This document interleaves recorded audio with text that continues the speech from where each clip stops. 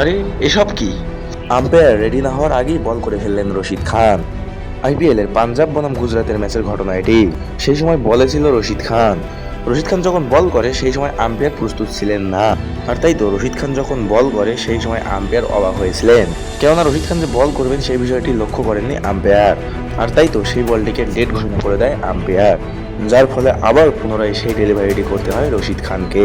তবে এই বিষয় নিয়ে রশিদ খান অবশ্য অবাক, কেননা আপনি কেমন আম্পায়ার, আমি বল করছি সেই বিষয়টি আপনি লক্ষ্য করেননি, এখানে তো আমার দোষের কিছু নেই, এমনটাই হয়তো মনে মনে ভাবছিলেন রশিদ খান। তবে এই বিষয় নিয়ে আম্পায়ারের কাছে কোনো অভিযোগ জানায় রশিদ খান। আম্পায়ারের এই সিদ্ধান্ত মেনে নিয়েছেন তিনি। রশিদ খানের জায়গায় অন্য কোনো ক্রিকেটার থাকলে হয়তো বা এটা নিয়ে প্রতিবাদ করতো, কিন্তু রশিদ খান এখানে ভালো ব্যবহারের পরিচয় দিয়েছে। দর্শক, এই বিষয়ে আপনার মতামতকে আমাদের কমেন্ট করে জানান। ধন্যবাদ সবাইকে আমাদের ভিডিওটি দেখার জন্য।